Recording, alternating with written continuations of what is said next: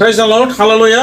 পুনৰায় আপোনালোকৰ ওচৰত আকৌ নতুন ভিডিঅ' লৈ আহিছোঁ আৰু এই ভিডিঅ'ৰ যোগেদি মানুহবিলাক যে নতুন নতুন বাক্যৰে মানুহবিলাকৰ মন প্ৰফুল্লিত হ'ব আৰু মানুহবিলাক নিজৰ নিজৰ জীৱনক ঈশ্বৰৰ হাতত সমৰ্পণ কৰিব লাগিব।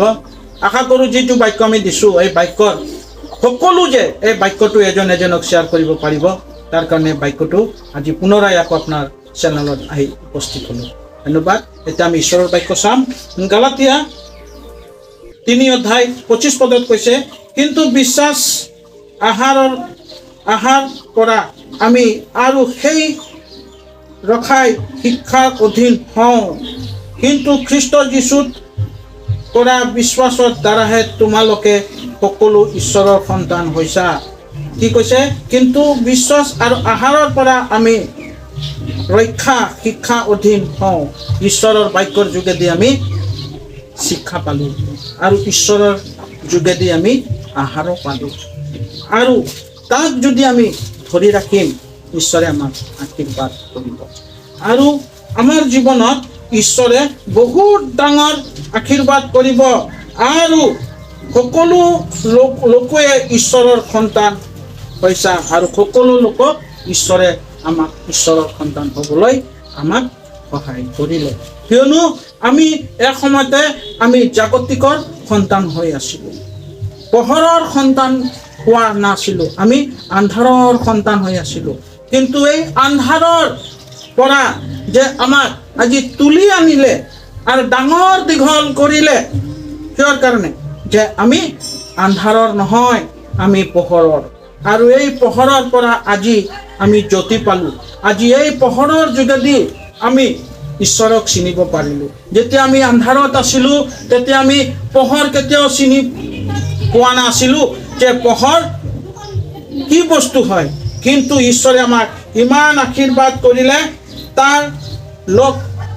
ইমান আশীৰ্বাদ কৰিলে যে কিয়নো খ্ৰীষ্ট যীশু কৰা বিশ্বাসৰ দ্বাৰাই তোমালোকে সকলোৱে ঈশ্বৰৰ সন্তান হ'লা, আৰু ঈশ্বৰক বিশ্বাসৰ দ্বাৰাই আমি ঈশ্বৰৰ সন্তান হ'ব পাৰিলোঁ। মোৰ প্ৰিয়সকল, যদি আমি ঈশ্বৰৰ সন্তান নহ'লোহেঁতেন তেতিয়াহ'লে আমি ঈশ্বৰক কেতিয়াও দেখা নাপালোহেঁতেন, কিন্তু ঈশ্বৰৰ সন্তান আমাক বনালে। আমি কিমান গৌৰৱ, আমাৰ নিজৰ জীৱনটোক আমি গৌৰৱিত হ'ব লাগে। কিন্তু মোৰ প্ৰিয়সকল, আমি ঈশ্বৰৰ সন্তান হোৱাতেও আজি আমাৰ জীৱনত গৌৰৱিত ঈশ্বৰক কৰিব লাগে, কিন্তু আমি ঈশ্বৰৰ সন্তান হোৱাৰ পিছতো আজি আমি আন্ধাৰত আছোঁ। আমি পাহৰি গৈছোঁ যে আমাক আন্ধাৰৰ পৰা যে ঈশ্বৰে মোক পোহৰত আনিলে, কিন্তু আমি পোহৰত থাকিও আজি আমি আন্ধাৰৰ কাৰ্যবিলাকত লিপ্ত হৈ আছোঁ। আন্ধাৰৰ কাৰ্যৰ লগতে আমি জৰ্জৰিত হৈ আছোঁ। আন্ধাৰৰ কাৰ্যৰ লগতে আমি নিজকে সদায় দিছোঁ। মোৰ প্ৰিয়সকল, সেইকাৰণে বাইবেল কৈছে যে যোনে যোনে ঈশ্বৰক বিশ্বাস কৰিলে সকলোৱে যে ঈশ্বৰৰ সন্তান, আৰু ঈশ্বৰৰ সন্তান হোৱাৰ কাৰণে আমাক ঈশ্বৰে সন্তান হোৱাৰ কাৰণে কিমান দিন আগতে যেনেকা মৰিয়মক কিমান দিন আগতে ভৱিষ্যতবাণী কৰি ৰাখিছিলে যিশয়া ভাওবাদী। আমি যিশয়া ভাওবাদী 7 অধ্যায় যদি পঢ়িম, তেতিয়াই আগৰ পৰাই ভাওবাদী কৰি ৰাখিছিলে যে মৰিয়মৰ গৰ্ভৰ সন্তান জন্মগ্ৰহণ কৰিব আৰু তাৰ নাম ইম্মানুৱেল হ'ব। এনেকা আমাৰ মাৰ গৰ্ভৰ পৰা আমাক মনোনীত কৰি ৰাখিছে যে আন্ধাৰৰ পৰা আমাক পোহৰলৈ লৈ অনাৰ কাৰণে। কিন্তু মোৰ পিতৃ মাতৃ ভাই ভনী, আমি নিজকে অনুভৱ কৰোঁ যে আমি যে ঈশ্বৰৰ সন্তান হ'ব পাৰিলোঁ, আৰু মাৰ গৰ্ভৰ পৰা আমাক মনোনীত কৰি ৰাখিছে, আৰু সেই মাৰ গৰ্ভৰ পৰা আমি যে আন্ধাৰৰ পৰা আমি যে পোহৰক আমাক লৈ আনিছে, এইকাৰণে আমি কিমান সৌভাগ্য। আজি বহুত মানুহে আজি আন্ধাৰত আছে, বহুত মানুহে আজি আন্ধাৰৰ লগত জৰ্জৰিত হৈ আছে, কিন্তু আজি আমি পোহৰলৈ আহিলোঁ। আজি আমি পোহৰত থাকোঁতেও আজি আমি কিয় মোৰ জীৱনটোক আন্ধাৰত দি আছোঁ? কিয়নো আমি আত্মাত আমি আন্ধাৰৰ সন্তান নহয়, আমি আত্মাৰ সন্তান হওঁ। সেইকাৰণে আমাৰ চাল চলন যিমান আছে সকলো আমি ঈশ্বৰৰ হাতত সদায় দিব লাগে। আৰু সকলো বস্তু ঈশ্বৰক জনাব লাগে। আৰু আমি যেতিয়া আন্ধাৰত যেতিয়া আমি জৰ্জৰিত হৈ থাকোঁ, তেতিয়া আমাৰ নিজৰ জীৱনত অনুভৱ হ'ব লাগে যে আমি এজন পোহৰৰ সন্তান। কেনেকৈ মই আন্ধাৰত সোমাই গৈছোঁ, কেনেকৈ আমি ঈশ্বৰৰ পৰা আঁতৰি গৈছোঁ। আমাৰ নিজৰ জীৱনত চেতনা আহিব লাগে।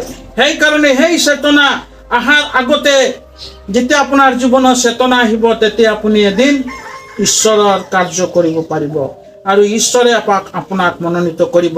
আজি বহুত ভাই ভনীবিলাক আজি আন্ধাৰত জৰ্জৰিত হৈ আছে। আজি পোহৰৰ পৰা আন্ধাৰত গুচি গৈছে। কিয়ৰ কাৰণে? সিহঁতৰ ভিতৰত অনুতাপ জীৱন নাই। আজি সেই অনুতাপ জীৱনৰ কাৰণে যীশুখ্ৰীষ্ট যিহুদী সম্প্ৰদায়ৰ মানুহ আছিলে আৰু সেই যিহুদীবিলাকে বেলেগ সম্প্ৰদায়ৰ মানুহৰ হাতত কেতিয়াও খানা নাখায়, বেলেগ সম্প্ৰদায়ৰ হাতত কেতিয়াও ইহঁতে শাদী বিয়া নহয়। কিন্তু ঈশ্বৰে যিহুদীৰ পৰা সৃষ্টি জন্ম হোৱাৰ পিছতেও ঈশ্বৰে এনেকুৱা আশীৰ্বাদ কৰিলে যে আজি গোটেই জাতিৰ কাৰণে সি তেজ আমাৰ কাৰণে খুব তেজ দিলে আৰু তেজ বহালে। আজি এই তেজ বহোৱাৰ যোগেদি আজি যে আমি পোহৰৰ সন্তান হ'ব পাৰিলোঁ। যেনেকা চমৰীয়া তিৰোতা যেনেকা ঈশ্বৰে মনোনীত কৰিলে আৰু চমৰীয়া তিৰোতা যায়, চমৰীয়া দেশত যাই ফেলে তাৰ গুণ গালে, এনেকা আজি আমিও চমৰীয়া হৈ আছিলোঁ নেকি যে ঈশ্বৰ আমাক মনোনীত কৰিলে? আমিও পথত আছিলোঁ, আমাৰ অপথৰ পৰা ঈশ্বৰে মোক লৈ আনিলে। সেইকাৰণে আমি সকলোৱে ঈশ্বৰৰ সন্তান হওঁ আৰু যিহুদী বা গ্ৰীক আৰু হ'বই নোৱাৰা, দাস বা স্বাধীনৰ আৰু হ'বই নোৱাৰে, পুৰুষ আৰু স্ত্ৰী আৰু হ'ব নোৱাৰে, কিয়নো খ্ৰীষ্ট যীশু তোমালোকে সকলোৱে এক। আমাৰ মাজত কোনো ডিভাইড নাই। এটা স্ত্ৰীৰ বা এটা পুৰুষ আমালোকৰ মাজত কোনো ডিভাইড নাই। ঈশ্বৰে আমাক সকলোকে সমান দেখিছে, পুৰুষকো সমান দেখিছে আৰু মহিলাকো সমান দেখিছে। কিন্তু আমিহে ডিভাইড কৰিছোঁ। ঈশ্বৰে কেতিয়াও ডিভাইড কৰা নাই, আমি ডিভাইড কৰিছোঁ। তো এই ডিভাইডটো আমাৰ নিজৰ জীৱনৰ পৰা যেতিয়া আঁতৰি যাব, তেতিয়া আমি সঁচাকৈ ঈশ্বৰৰ আশীৰ্বাদ পাম আৰু আমি পোহৰৰ সন্তান হ'ব পাৰিম। আৰু যেতিয়া আমি পোহৰৰ সন্তান হ'ব খুজিছোঁ, তেতিয়াহ'লে আমাৰ মনবিলাক পৰিৱৰ্তন কৰিব লাগিব। আজিৰ যুগত উঠি অহা যুৱক যুৱতীৰ জীৱনত অনেক ৰকমৰ কাৰ্যবিলাক আমি চকুত চাই আছোঁ, অনেক ৰকমৰ বেয়া কাৰ্যবিলাক চকুত চাই আছোঁ। কিন্তু ঈশ্বৰে আমাক পোহৰত লৈ আনিলে আন্ধাৰৰ পৰা। সেইকাৰণে মোৰ প্ৰিয়সকল, যিবিলাক পোহৰত আছে পোহৰত থাকক, আন্ধাৰৰ লগত কেতিয়াও দোস্তি কৰিব নালাগে, আন্ধাৰৰ লগত কেতিয়াও মিলন হ'ব নালাগে। তেতিয়া ঈশ্বৰ আমাক পোহৰ দিব, ৰশ্নি দিব আৰু এদিন এই পোহৰ লৈ ফালে এই পৃথিৱীৰ পৰা স্বৰ্গলৈ যাম। আহক আমি যি বাক্য দিলোঁ, এই বাক্যৰ যোগেদি যে আপোনালোকক ঈশ্বৰে আশীৰ্বাদ কৰিব আৰু সেই বাক্যটো আপুনি এজনক বিলাব, এজনক আপোনালোকে শ্বেয়াৰ কৰিব। আৰু আজিৰ যি চেনেলৰ যোগেদি ঈশ্বৰৰ বাক্য দিছোঁ, এই চেনেলক আপোনালোকে ছাবস্ক্ৰাইব কৰিব আৰু এজনক দিব।